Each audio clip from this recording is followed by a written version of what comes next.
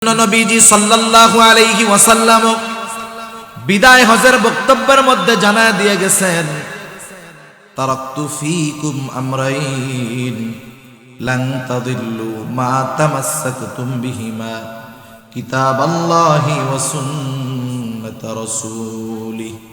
নবীজি জানায় দিয়ে গেলেন, আমি তো থাকবো না চিরদিন, তোমাদের জন্য আমি দুটো জিনিস রেখে গেলাম, দুটো জিনিস।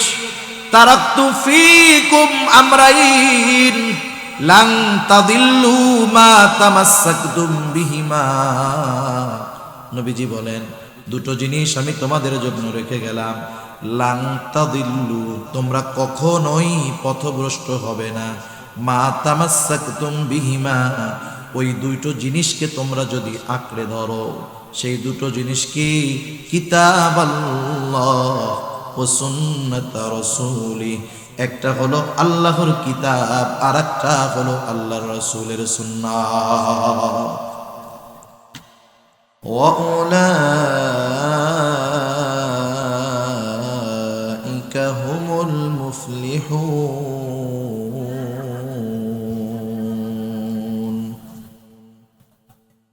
وقال رسول الله صلى الله عليه وسلم تقوى الله رأس كل حكمة. وقال رسول الله صلى الله عليه وسلم من رأى منكم منكرا فليغيره بيده فإن لم تستطع فبلسانه فإن لم تستطع فبقلبه وذلك أضعف الإيمان.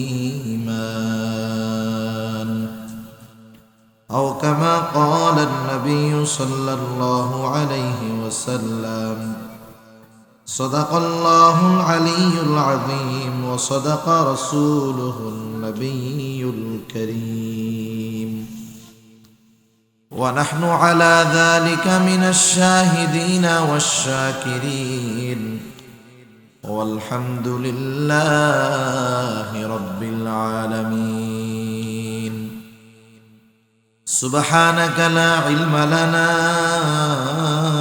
إلا ما علمتنا إنك أنت العليم الحكيم. আমরা মুহাব্বতের সাথে দুরূদ শরীফ পড়ি। اللهم صل على محمد وعلى آل محمد كما صليت على إبراهيم وعلى آل إبراهيم إنك حميد مجيد. اللهم بارك على محمد وعلى آل محمد كما باركت على إبراهيم وعلى آل إبراهيم إنك حميد مجيد. بلغ العلا بكماله كشف الدجى بجماله حسنت جميع خصاله صلوا عليه وآله لا إله إلا الله. আমরা একটু জিকির করি, যারাই আছে একটু জিকির করি। লা ইলাহা ইল্লাল্লাহ, লা ইলাহা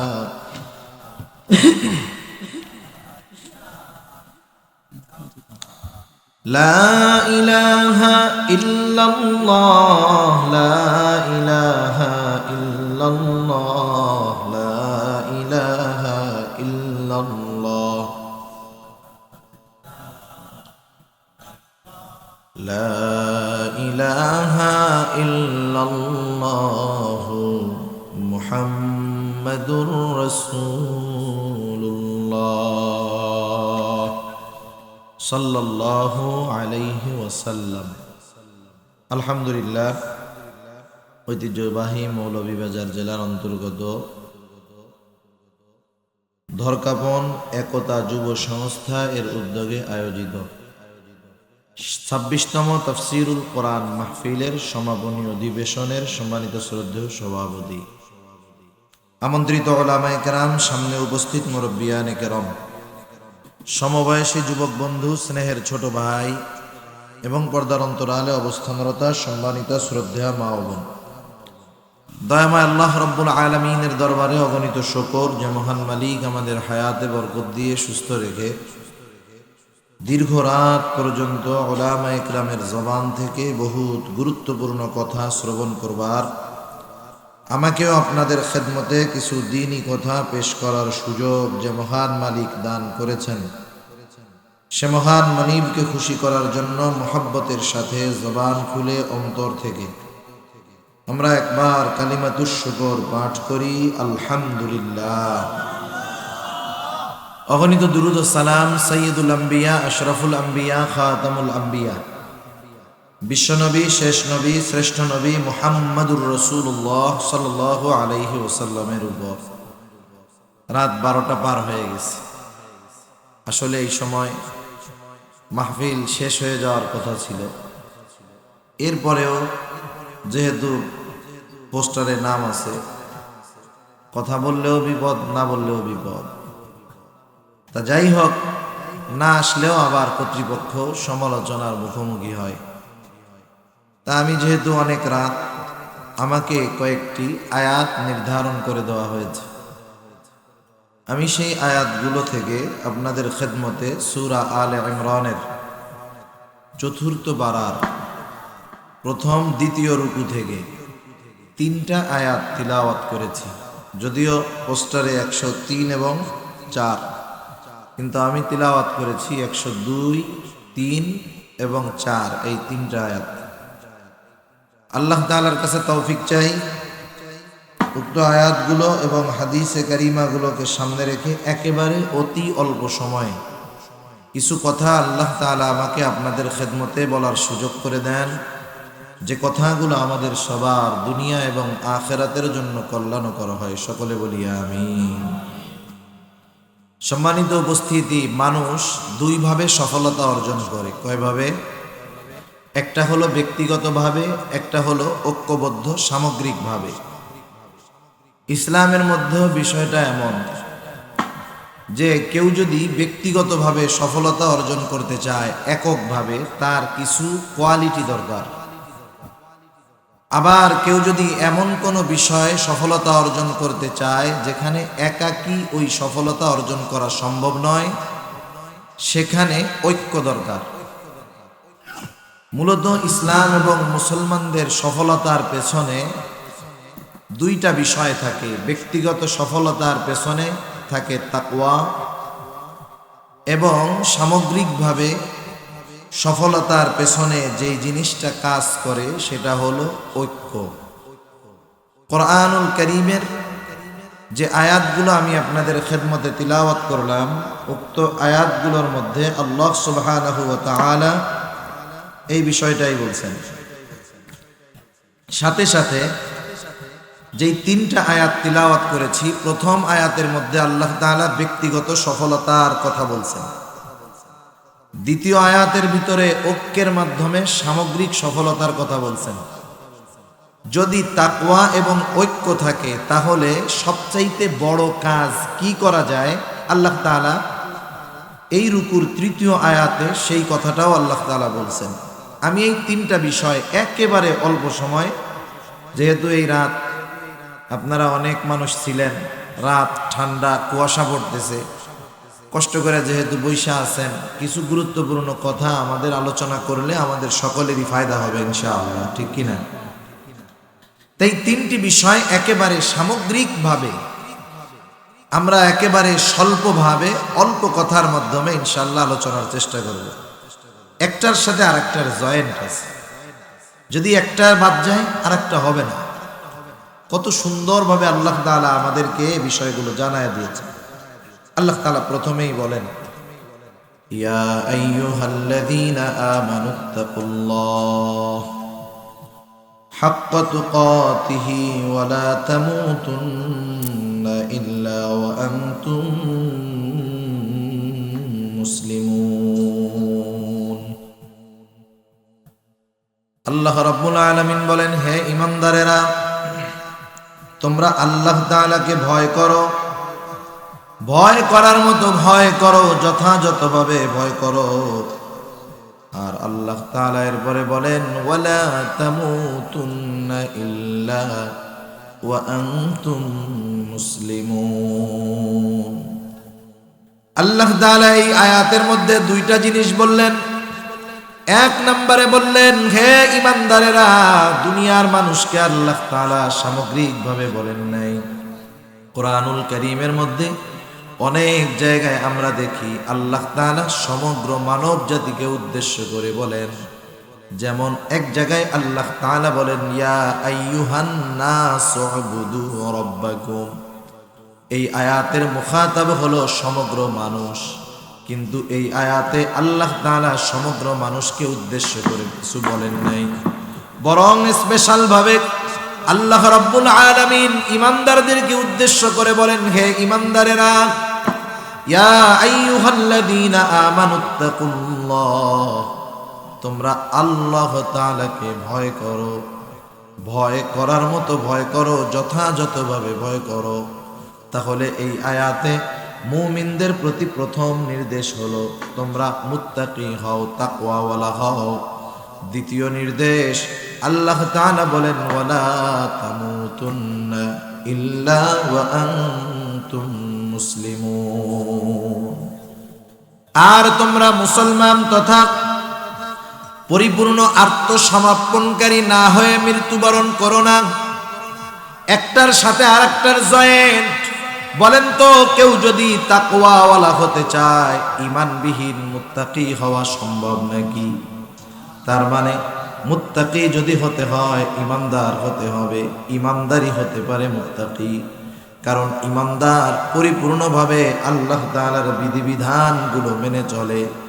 এরপরে আল্লাহ তাআলা সর্বশেষ বললেন মুসলমান না হয়ে মইরো না, তথা শরীয়তের সামনে আল্লাহ তাআলার বিধি বিধানের সামনে পরিপূর্ণ আত্মসমর্পণ না কইরা মইরো না।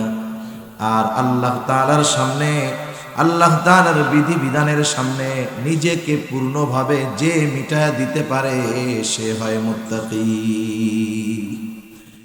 মুসলমান আমরা মনে করি গরু গোস্ত যে যত বেশি খায় সে মুসলমান।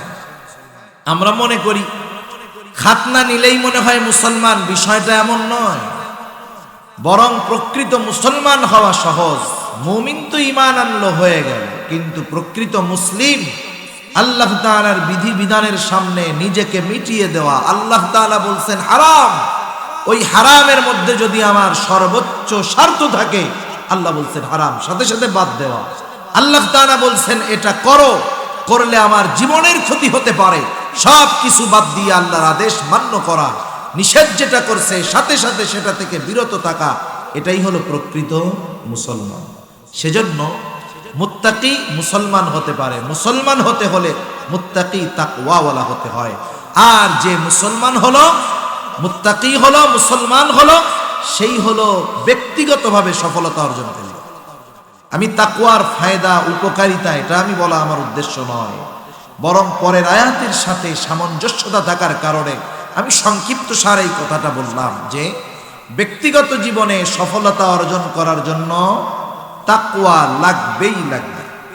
কথায় কথা যেহেতু আসে, আর তাকওয়া অর্জন করতে পারলে শুধু যে আখিরাতের লাভ তা না, ব্যক্তিগত জীবনের লাভটা দুনিয়ায়ও আছে আখিরাতেও আছে। সুবহানাল্লাহ। তাকওয়ার দুনিয়ার লাভ কি?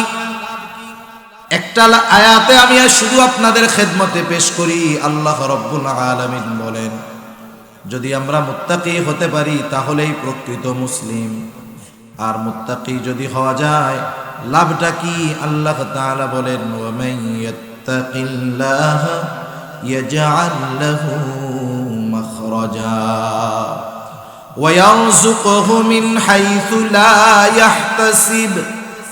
আল্লাহ রাব্বুল আলামিন জানা দেন যে মুত্তাকি হলো, তাকওয়া অর্জন করলো, আল্লাহ তাআলাকে যথাযথভাবে ভয় করলো, ইয়াজআল লাহু মাখরাজা, সে যদি কোনো বিপদ আপদে পড়ে, কোনো মুসিবতে যদি পড়ে যায়, ওই মুত্তাকি বান্দাকে ওই বিপদ থেকে উদ্ধার করার রাস্তার ব্যবস্থা করে দেন কে?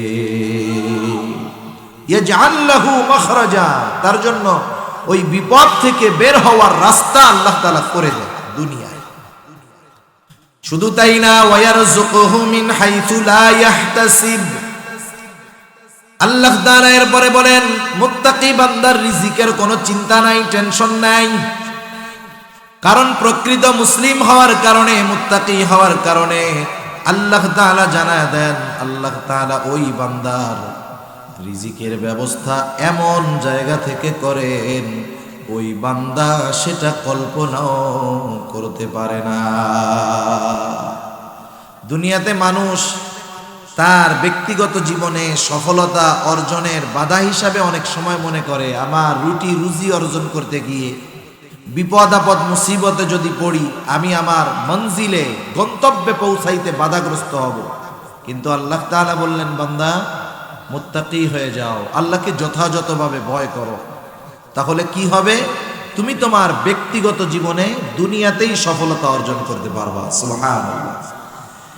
এরপরে আল্লাহ তাআলা বললেন, সামগ্রিকভাবে যদি কোনো বিষয়ে আমরা সফলতা অর্জন করতে চাই, আমরা ছোটবেলায় স্কুলে পড়েছি 10-এর লাঠি 1-এর বোঝা, 10-এর লাঠি 1-এর বোঝা। এক বাবা, একটা উদাহরণ গল্প আমরা পড়েছিলাম ইংরেজি বইতে বা কোথাও হবে। এক বাবা তার 10টা সন্তানকে বললেন যে তোমরা জঙ্গল থেকে কিছু লাঠি সংগ্রহ করে নিয়ে আসো। প্রত্যেকটা ছেলে কয়েকটা লাঠি সংগ্রহ করে নিয়ে আসলো। নিয়ে আসার পরে বাবা প্রত্যেকটা ছেলের হাতে এক একটা লাঠি দিয়ে বললেন, ভাঙো। এইবার প্রত্যেক ছেলে এই প্রত্যেকটা লাঠি একে একে প্রত্যেকেরটা ভেঙে ফেলল। এরপরে বাবা 10টা লাঠিকে একত্রিত করে এক একজনকে বললেন, ভাঙো। 10 জনের একজনও ভাঙতে পারলো না। কারণ কি? কারণ যখন লাঠি একটা ছিল, এটা ছিল মজবুত, ছিল না, দুর্বল ছিল। যখন লাঠি একসাথে 10টা হলো, ওই দুর্বল 10টা লাঠি মিলে একটা শক্তিশালী অবস্থায় পরিণত হলো, তাকে আর কেউ ভাঙতে পারলো না। সোজা কথায় ঐক্যের ফায়দা হলো এইটা। যদি মুসলিম জাতি ঐক্যবদ্ধ থাকতে পারত, তাহলে গোটা দুনিয়ার সামগ্রিক সফলতা অর্জন তাদের পদচুম্বন করতে বাধ্য হতো। ঠিক কিনা বলেন? সেজন্য ইসলামের মধ্যে ফাটল সৃষ্টি করার জন্য অমুসলিমেরা যেই পদ্ধতিগুলো অবলম্বন করে, এর মধ্যে প্রধান অস্ত্র হলো অনৈক্য। আপনারা যদি কেউ অটোম্যানদের ইতিহাস পড়ে থাকেন, মানে ওসমানী খেলাফতের ইতিহাস পড়ে থাকেন, খোঁজ নিয়ে দেখবেন ইউরোপ, আফ্রিকা, এশিয়া, এই 3 মহাদেশের কেন্দ্রবিন্দু ছিল ওসমানী খেলাফতের শাসন কার্য। ওসমানী খেলাফতের পতনের অন্যতম কারণ ইউরোপিয়ানরা এদের মধ্যে অনৈক্য ঢুকায় দিয়েছে, যার কারণে আস্তে আস্তে মতভেদ, মত পার্থক্য, একের প্রতি অপরের ঘৃণা, বিদ্বেষ, এগুলা যখন ছড়ায় গেছে, প্রত্যেকে পৃথক পৃথক হয়ে গেছে, এদেরকে ধ্বংস করা সহজ হয়ে গেছে। ওই ইতিহাস বাদ দেন, আমাদের দেশের ইতিহাস পড়েন না। ইংরেজরা আমাদের উপরে চেপে বসলো কেমনে? যদি সমগ্র দেশের মানুষ, মুসলিম শাসকেরা, নবাবেরা যদি এক থাকতো, আজকে ইংরেজরা আমাদের দেশ থেকে চুষে সম্পদ নিয়ে তাদের দেশে সম্পদের পাহাড় গড়তে পারত না। ঠিক কিনা বলেন? সেজন্য মূল বিষয় হলো সামগ্রিক সফলতা অর্জনের জন্য ঐক্যর বিকল্প কোনো কিছু নাই। আল্লাহ তাআলা সেই শিক্ষাও আমাদের দিয়েছেন। আল্লাহ তাআলা বলেন, ওয়াতাসিমু বিহাবলিল্লাহি জামিআন ওয়া লা তাফাররাকু ওয়াযকুরু নি'মাতাল্লাহি আলাইকুম ইয কুনতুম আ'দাআন ফাআল্লাফা বাইনা কুলুবিকুম ফাআসবাহতুম বিনি'মাতিহি ইখওয়ানা। আল্লাহ তাআলা প্রথমে ব্যক্তিগত সফলতা অর্জনের পদ্ধতি অবলম্বনের পর আল্লাহ তাআলা বললেন, ওয়াতাসিমু বিহাবলিল্লাহ, তোমরা আল্লাহর রজ্জুকে শক্ত করে ধরো, আল্লাহর রশিকে মজবুত করে ধরো। এখন আল্লাহর রজ্জু, আল্লাহর রশিটা কি? ইবনে আব্বাস রাদিয়াল্লাহু তাআলা আনহু বলেন, আল্লাহর রজ্জু হলো কোরআন। কেউ যদি কোরআনকে নিজের জীবনের সাথে আমলে পরিণত করতে পারে, সে পথচ্যুত হবে না, পথভ্রষ্ট হবে না। কোন কোন মুফাসসির বলেন, আল্লাহর রজ্জু হলো কোরআন আর সুন্নাত। কেউ যদি এই কোরআন সুন্নাহকে আঁকড়ে ধরে, তার শেষ মঞ্জিল, শেষ গন্তব্য হবে আল্লাহ তাআলার জান্নাত। কারণ আল্লাহর রজ্জু, এই রশির শেষ প্রান্তে এই আল্লাহ তাআলার জান্নাত অবস্থান করতেছে। সেজন্য ইবনে আব্বাস রাদিয়াল্লাহু তাআলা আনহু বলেন, এই রশির শেষ প্রান্তে আল্লাহর জান্নাত, যে আঁকড়ে ধরে থাকবে সে আল্লাহর জান্নাতে পৌঁছায়া যায়। সুবহানাল্লাহ। কষ্ট হোক, একটু মেহনত হতে পারে। সিলেট থেকে যখন ঢাকায় ট্রেন যায়, আমার অভিজ্ঞতা আছে দাঁড়ায় যাওয়া। সিলেট থেকে যখন ঢাকাতে ট্রেন যায়, সবাই তো আর শোভন এই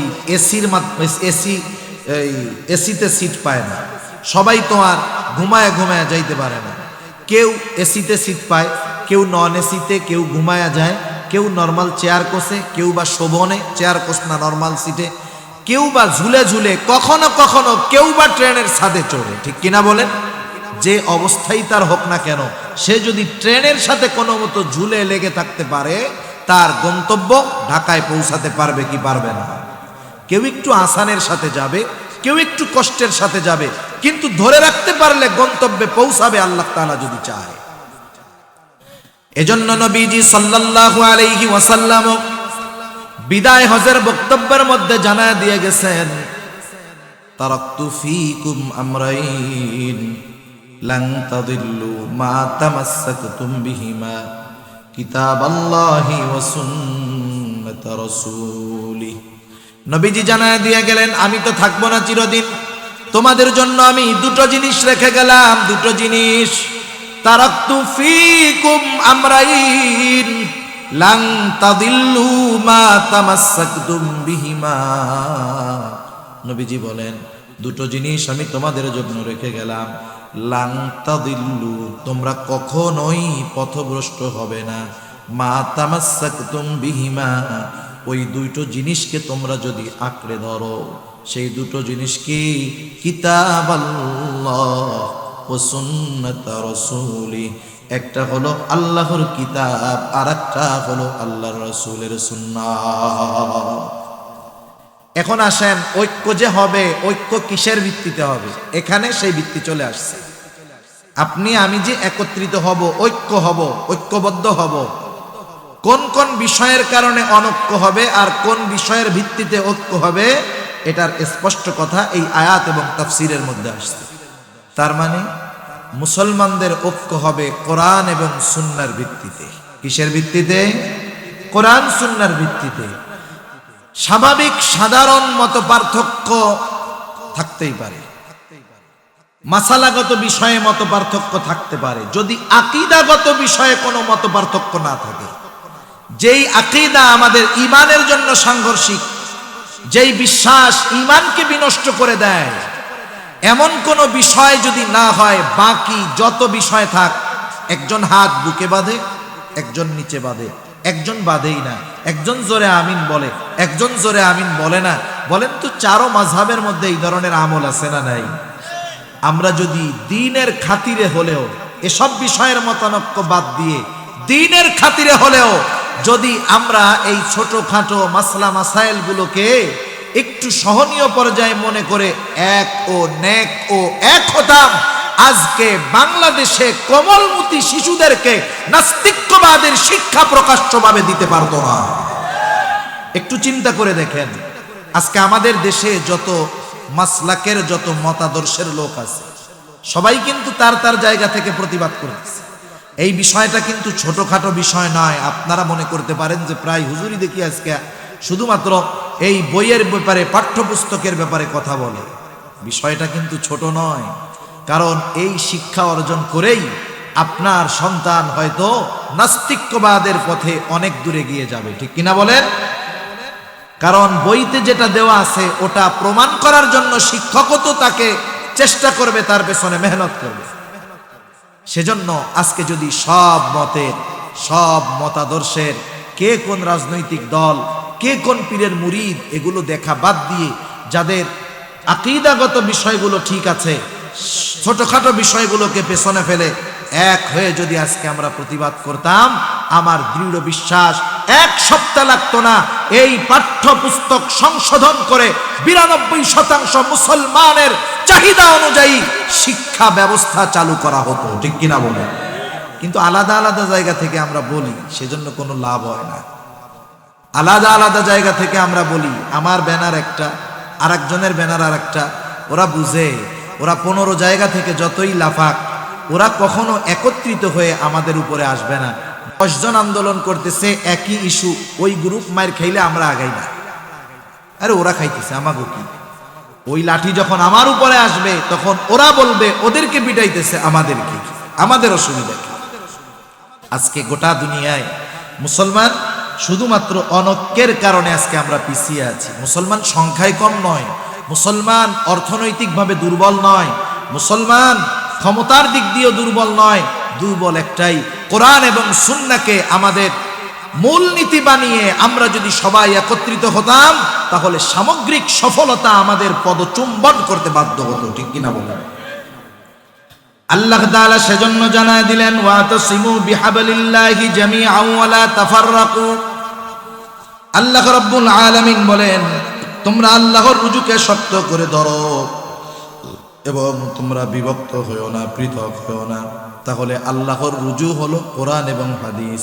নবীজিও জানায় দিলেন, আমি এই দুটো জিনিস রেখে গেলাম, এই দুটো জিনিসকে যদি মূল নীতি ধরে তোমরা সামনে অগ্রসর হও, লান তাদিল্লু, তোমরা কখনো পথচ্যুত হবা না, পথভ্রষ্ট হবা না।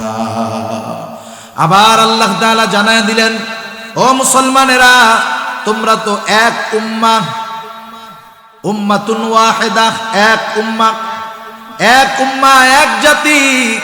এত বিভক্ত কেন, এত দলাদলি কেন? যার কারণে আজকে আমাদের পরিস্থিতি এই। আল্লাহ তাআলার নীতি, রাসূলের নীতি আমরা অনুসরণ করতে পারলাম না।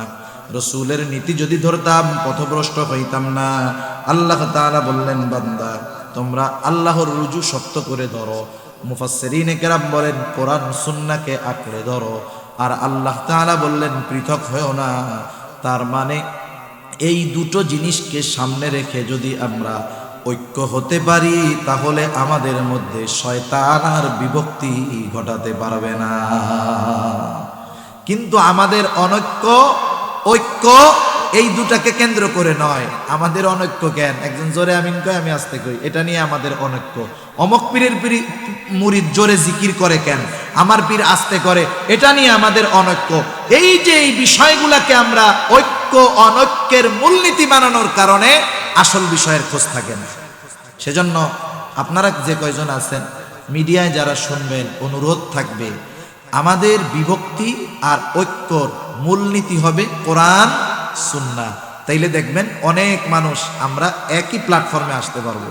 অনেক বড় বিপদ আপদ থেকে আল্লাহ তাআলা আমাদের হেফাজত করবে। ওই যে যেমন আমি একা হলে আমাকে মেরে ফেলতে পারবে, 10 জন হইলে এত সহজ নয়।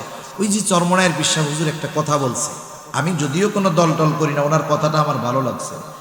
কথাটা হলো যে কেউ যদি বাঁচার জন্য একা হয় সে বাঁচতে পারবে না, কিন্তু মরার জন্য যদি ঐক্যবদ্ধ হয় তাদেরকে কেউ মারতে পারবে না। কথাটা কিন্তু খুব দামি একটা কথা, দামি একটা কথা, শিক্ষণীয় একটা কথা।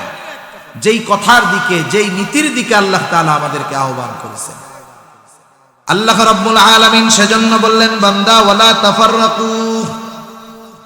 এই আয়াত আউস এবং খাজরাজ গোত্রের মধ্যে একটা সময় চরম দ্বন্দ্ব ছিল, মারামারি ছিল, যুগের পর যুগ তাদের মধ্যে যুদ্ধ চলতেছিল। আল্লাহ তাআলা এই দুই গোত্রকে এই কথাগুলো স্মরণ করায় দিচ্ছেন। আল্লাহ তাআলা বলেন, ওয়াযকুরু নি'মাতাল্লাহি আলাইকুম ইয কুনতুম আ'দাআন ফাআল্লাফা বাইনা কুলুবিকুম ফাআসবাহতুম বিনি'মাতিহি ইখওয়ানা। মদিনায় আউস আর খাজরাজ গোত্রের মধ্যে দীর্ঘদিন মারামারি, গেঞ্জাম, ফেসাদ চলতেছিল। ইসলাম তাদের মধ্যে যখন প্রবেশ করলো, তারা ইসলামে প্রবেশ করলো, ওই যে বছরের পর বছর, যুগের পর যুগ তাদের যে শত্রুতা ছিল ইসলামের কল্যাণে, তা এখন বন্ধুত্বে পরিণত হয়ে গেল। সুবহানাল্লাহ। আল্লাহ তাআলা সেই কথাই স্মরণ করায় দেন, তোমরা আল্লাহর নিয়ামতকে স্মরণ করো, যখন তোমরা পরস্পর দুশমন ছিলে, মারামারি হানাহানিতে লিপ্ত ছিলে। এরপরে আল্লাহ রাব্বুল আলামিন ফাআল্লাফা বাইনা কুলুবিকুম ফাসবাহতুম বিনি'মাতিহি ইখওয়ানা। এরপরে আল্লাহ রাব্বুল আলামিন তোমাদের অন্তরের মধ্যে ভালোবাসা সঞ্চার করেছেন। শুধু তাই না, তোমরা এখন পরস্পর ভাই ভাই হয়ে গেলে, মিলেমিশে বসবাস শুরু করলে। আল্লাহ তাআলা এরপরে বলেন ওয়া কুনতুম আলা শাফা হুফরাতিম মিনান নার ফাআনকাযাকুম মিনহা কাযালিকা ইউবাইয়িনুল্লাহু লাকুম আয়াতিহি লাআল্লাকুম তাহতাদুন। আল্লাহ রাব্বুল আলামিন বললেন, তোমরা তো ছিলে একেবারে ধ্বংসের আগুনের দ্বার প্রান্তে। ওয়া কুনতুম আলা শাফা হুফরাতিম মিনান নার ফাআনকাযাকুম মিনহা, অতঃপর তিনি তোমাদেরকে সেই আগুনের প্রান্ত থেকে, ধ্বংসের দ্বার প্রান্ত থেকে তোমাদেরকে রক্ষা করলেন। আল্লাহ রাব্বুল আলামিন বলেন কাযালিকা ইউবাইয়িনুল্লাহু লাকুম আয়াতিহি লাআল্লাকুম তাহতাদুন। এভাবেই আল্লাহ তাআলা তার নিদর্শন সমূহ তোমাদের জন্য রাখেন, যাতে করে তোমরা সঠিক পথের পথিক হয়ে যাও। এখানে আউস খাজরাজ গোত্রের কথা আনার অন্যতম একটি কারণ হলো, দেখেন তাদের মধ্যে শত্রুতা ছিল, দুশ্মনী ছিল। তাদের এই শত্রুতা, দুশ্মনী, অনৈক্য, এইগুলাকে একত্রকরণের পেছনে সবচাইতে বড় অবদান হলো কোরআন এবং সুন্নাহর। যখন তারা উভয়ে কোরআন সুন্নাহর মতাদর্শকে গ্রহণ করছে, আগে একজন আর একজনের দিকে তাকাইতো না, আর এখন বুকে বুক মিলায়া তারা ভাই ভাই হয়ে গেছে। সুবহানাল্লাহ। আর এদের মাধ্যমেই আল্লাহ তাআলা ইসলামকে গোটা দুনিয়ায় ছড়ায়া দেওয়ার ব্যবস্থা আল্লাহ তাআলা করছেন। শুধু তাই না, আল্লাহ রাসূল সাল্লাল্লাহু আলাইহি ওয়াসাল্লামও এই আনসারদের জন্য দোয়া করছেন। তাহলে 102 এবং 3 নম্বর আয়াতের মূল কথা হলো, আমরা যদি ব্যক্তিগত জীবনে সফলতা অর্জন করতে চাই, তাকওয়ার বিকল্প কোনো কিছু নাই। 2 নম্বর, সামগ্রিকভাবে গোটা দুনিয়ায় যদি সফলতা অর্জন করতে চাই, মুসলমানদের ঐক্যের কোনো বিকল্প নাই। এবার আসেন, আমাদের তো দুনিয়ায় কিছু দায়িত্ব দিয়ে আল্লাহ তাআলা পাঠাইছেন। দায়িত্বটা কি? আমরা বলি আমরা শ্রেষ্ঠ উম্মত। শ্রেষ্ঠ উম্মত কোন কারণে? আল্লাহ তাআলা কোরআনুল কারীমের মধ্যেই বলেন, এই সূরার মধ্যেই, কুনতুম খায়রা উম্মাতিন উখরিজাত লিন-নাস তা'মুরুনা বিল মা'রুফি ওয়া তানহাউনা 'আনিল মুনকার ওয়া তু'মিনুনা বিল্লাহ। আল্লাহ তাআলা বলেন, তোমাদেরকে মানুষের কল্যাণের জন্য বাহির করা হয়েছে। কুনতুম খায়রা উম্মাতিন, তোমরা হলে শ্রেষ্ঠ উম্মত। তোমাদেরকে মানুষের কল্যাণের জন্য বাহির করা হয়েছে। এখন শ্রেষ্ঠ উম্মত কি? কিসের মধ্যে? মানুষের কল্যাণ। আল্লাহ তাআলা বলেন, তা'মুরুনা বিল মা'রুফ ওয়া তানহাউনা 'আনিল মুনকার ওয়া তু'মিনুনা বিল্লাহ। আল্লাহ তাআলা বলেন, শ্রেষ্ঠ উম্মত হওয়ার জন্য 1 নম্বর ঈমান দরকার, সাথে সাথে ভালো কাজের আদেশ, অসৎ কাজের নিষেধ করার দরকার। যারা এই কাজগুলা করতে পারবে, এই মানুষগুলাই হবে শ্রেষ্ঠ উম্মত। এই মানুষগুলোই হলো শ্রেষ্ঠ উম্মত। শুধুমাত্র দাবির বিষয় নয়, বরং কিছু বিষয় আছে কর্মে পরিণত করার বিষয়। এখন এই দায়িত্ব তো সবাই পালন করতে পারবে না, সবার দ্বারা সম্ভব নয়। এজন্য আল্লাহ তাআলা 104 নম্বর আয়াতে বলতেছেন, ওয়ালতাকুম মিনকুম উম্মাতুন ইয়াদউনা ইলাল খায়র ওয়া ইয়া'মুরুনা বিল মা'রুফ ওয়া ইয়ানহাউনা 'আনিল মুনকার ওয়া উলাইকা হুমুল মুফলিহুন। সামগ্রিক পরিপূর্ণ সফলতা অর্জনের জন্য কয়টা জিনিস দরকার বলছি? 2টা। একটা হলো তাকওয়া, আর একটা হলো ঐক্য। এই 2টা জিনিস যদি আমাদের মধ্যে পরিপূর্ণভাবে থাকে, তাহলে আল্লাহ তাআলা এরপরে বলেন, তোমাদের মধ্যে এমন একদল লোক থাকার দরকার, একটি দল যেন এমন থাকে যারা মানুষকে কল্যাণের দিকে আহ্বান করবে এবং অকল্যাণ থেকে ফিরাইয়া দিবে, ভালো কাজের আদেশ করবে, অসৎ কাজের নিষেধ করবে। কেন? কারণ ভালো কাজের আদেশ, অসৎ কাজের নিষেধ করার মধ্যেই চূড়ান্ত সফলতা। এখন আমাকে আপনাকে যদি ইমানের মিটার দেওয়া হয়, মিটার, প্রত্যেকটা জিনিস মাপা যায়, বাতাসও মাপা যায়, বাতাস মাপার জন্য ব্যারোমিটারের দরকার হয়, ইমানের মাপারও মিটার আছে।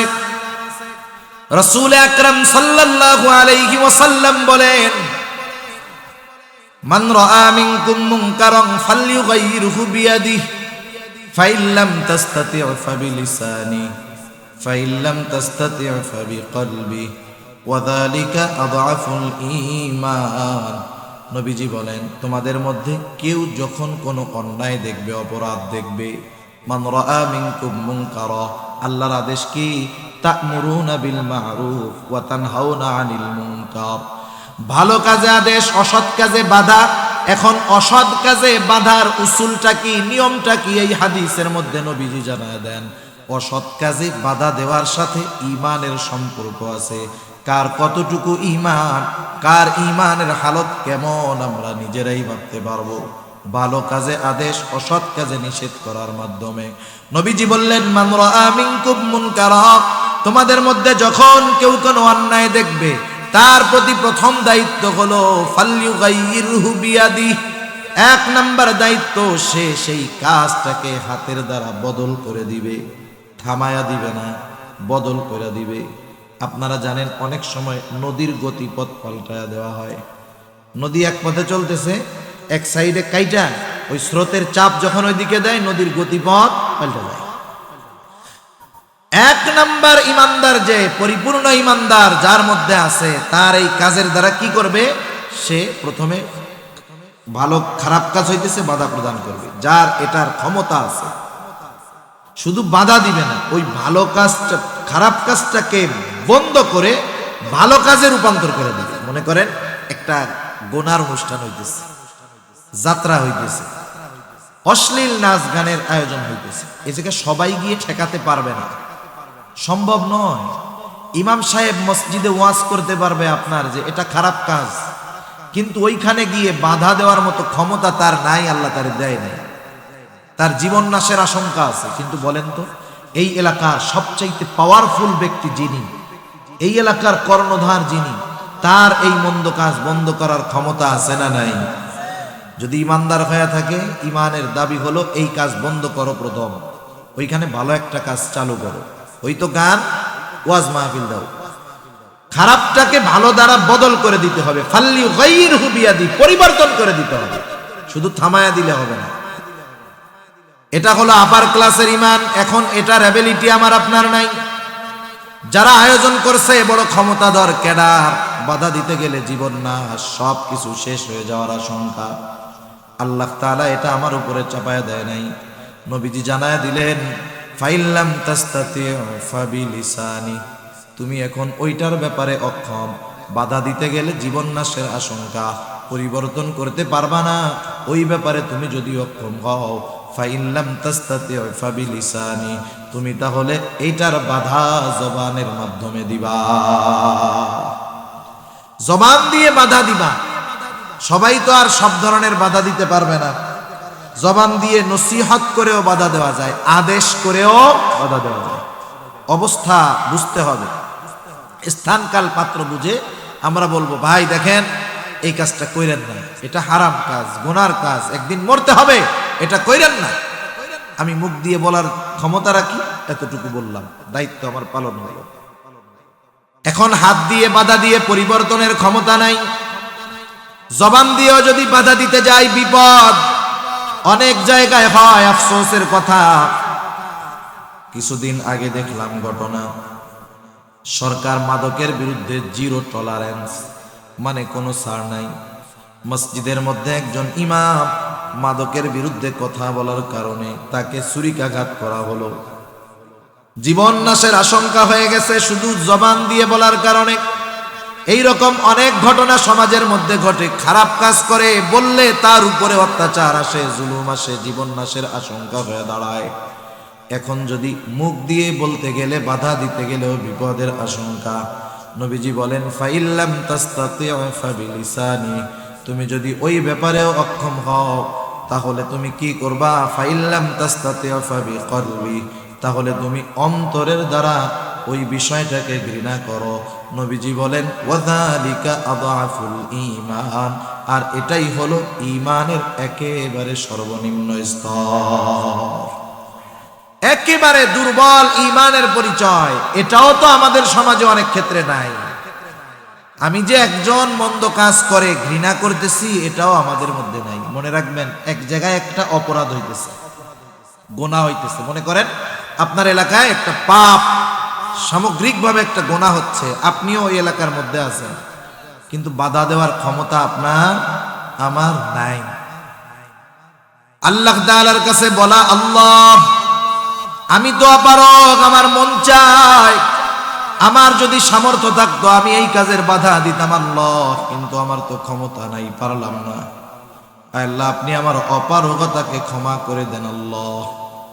এই লোকটা যদিও অপরাধ সংগঠিত হচ্ছে ওই জায়গায় আছে, কিন্তু ওই কাজের প্রতি তার মৌন সমর্থন না থাকার কারণে সে ওই জায়গায় থেকেও কেমন যেন অনুপস্থিত থাকার মধ্যে শামিল হবে।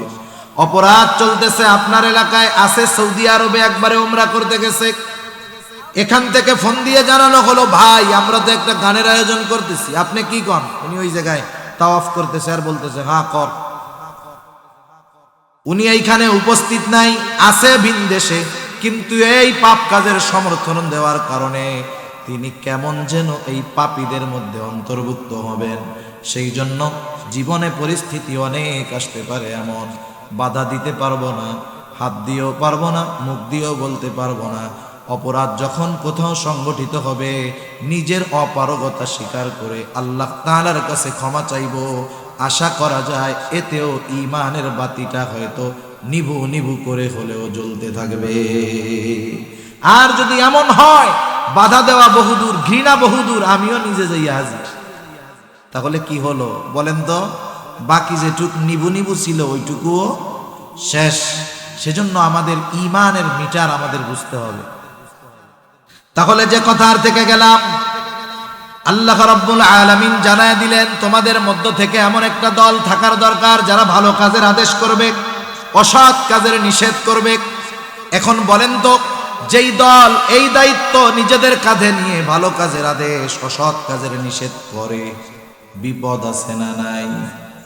হযরত লোকমান, সূরা লোকমানের মধ্যে আসছে, তার সন্তানকে অনেকগুলো নসিহত করেছেন। এই নসিহত গুলার মধ্যে একটা নসিহত হলো, ইয়া বুনাইয়া আকিমিস সালাহ, ও আমার বৎস নামাজ কায়েম করো। সাথে সাথে কি করবা? তা'মুরুনা বিল মারুফি ওয়া তানহাউনা আনিল মুনকার, ভালো কাজের আদেশ করো, অসৎ কাজের নিষেধ করো। ভালো কাজের আদেশ করবা, অসৎ কাজের নিষেধ করবা, আর দুনিয়ায় বিপদ আসবে না এমনটা হতে পারে না। এই দায়িত্ব যারা যথাযথভাবে পালন করে, জেল জুলুম অত্যাচার তাদের উপরে হয়, স্বাভাবিক ব্যাপার। অতীতে হয়েছে, বর্তমানেও হয়, ভবিষ্যতেও হবে। জুলুম হবে, অত্যাচার হবে, মামলা হামলা হবে, বিপদ আপদ আসবে। কি করবা সন্তান? ওয়াসবির আলা মা আসাবাক, তোমার উপরে যদি মুসিবত আসে এই কারণে তুমি সবর করো, ধৈর্য ধারণ করো, কারণ এটা সাধারণ বিষয় নয়।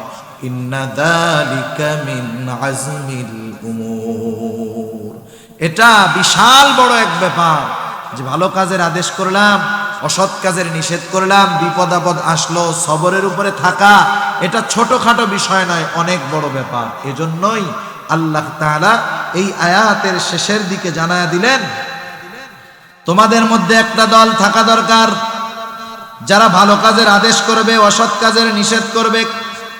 অসৎ কাজের নিষেধ করবে, বিপদ আপদ আসবে, যদি তারা সবরের উপরে থাকতে পারে। সূরাতুল আসর নামে একটা ছোট্ট সূরা আছে, ওই সূরার মধ্যে আল্লাহ তাআলা বলেন, ওয়াল আসর ইন্নাল ইনসানা লাফি খুসর ইল্লাল্লাযীনা আমানু ওয়া আমিলুস সালিহাত ওয়া তাওয়াসাউ বিল হাক্কি ওয়া তাওয়াসাউ বিস সাবর। আল্লাহ রাব্বুল আলামিন এই সূরার মধ্যেও জানায় দিয়েছেন, বিপদ আপদ আসলে পরস্পরকে উপদেশ দেওয়া, হকের পথে ডাকা, আহ্বান করা। বিপদ আপদ আসলে সবর করা, বিপদ আপদ আসলে আল্লাহর দরবারে সাহায্য চাওয়া। ওই বিপদ আপদ মুসিবত আসার পর যারা সবরের উপরে থাকতে পারে, হাজারো বিপদ আপদ বাধা বিপত্তি আসার পরে ধৈর্যের উপরে অটল থাকতে পারে। এজন্য আল্লাহ তাআলা বললেন, যারাই পারে তারা কারা? উলাইকা হুমুল মুফলিহুন। যারা সৎ পথে আদেশ করে, অসৎ কাজের নিষেধ করে, বিপদ আপদ আসলে ধৈর্যের উপরে থাকতে পারে, আল্লাহ তাআলা বলেন ওই মানুষগুলোই হলো সফল মানুষ। তারাই সফলতার চূড়ান্ত পদে তারা পৌঁছায়া যায়। এই 3 আয়াতের থেকে মূল শিক্ষা আমাদের, আমরা যদি শ্রেষ্ঠ উম্মত হতে চাই, গোটা দুনিয়ায় ভালো কাজের আদেশ, অসৎ কাজের নিষেধ করতে হবে কি হবে না? এখন যদি গোটা দুনিয়ায় আমরা শ্রেষ্ঠ উম্মতের উপাধি লাভ করে এই 2টা কাজ ব্যাপক আকারে করতে চাই, ব্যক্তিগত সফলতা দরকার, সাথে সাথে সামগ্রিক বিষয়ের দরকার, নিজেদেরকে এককভাবে দলবদ্ধভাবে প্রস্তুত করার দরকার। তার মানে এককভাবে যদি নিজেকে প্রস্তুত করতে চাই তাকওয়া, দলবদ্ধভাবে যদি নিজেদেরকে প্রস্তুত করতে চাই ঐক্য, আর ঐক্য হবে কোরআন এবং সুন্নাহর ভিত্তিতে। এই 2টা জিনিসের সমন্বয় যখন ঘটবে, মুসলমান সারা দুনিয়ায় ভালো কাজের আদেশ করবে, অসৎ কাজের নিষেধ করবে, বাধা দেওয়ার কেউ থাকবে না। বিপদ আপদ যদি আসে, শাহাদাত বরণ যদি করতে হয়, সফল তার ঠিকানা জান্নাত। এই কারণে তারা সফলতার চূড়ান্ত পর্যায়ে পৌঁছাতে পারবে। তাহলে সফল হওয়ার জন্য মোটমাট এই 3 আয়াতের আলোকে 3 জিনিস দরকার: ব্যক্তিগত সংশোধন, সামগ্রিক সংশোধন, ভালো কাজের আদেশ, অসৎ কাজের নিষেধ। এই 3টা জিনিসের একটার সাথে আরেকটার সমন্বয় রয়েছে। একটা বাদ দিয়ে আরেকটা ধরলে কাজ হবে না। এই 3 জিনিসের সমন্বয় যখন হবে, সফল হওয়া যাবে, সফলতা অর্জন করা যাবে, আল্লাহ তাআলার সেই ঘোষিত চির শান্তির জান্নাতের বাসিন্দা হওয়া যাবে। আল্লাহ সুবহানাহু ওয়া তাআলা আমাদের সবাইকে কথাগুলো বুঝবার, আমল করবার তৌফিক আল্লাহ দান করুক। সকলে বলি আমিন। ওয়া আখিরু দাওয়ানা আলহামদুলিল্লাহি রাব্বিল আলামিন। আসসালামু আলাইকুম।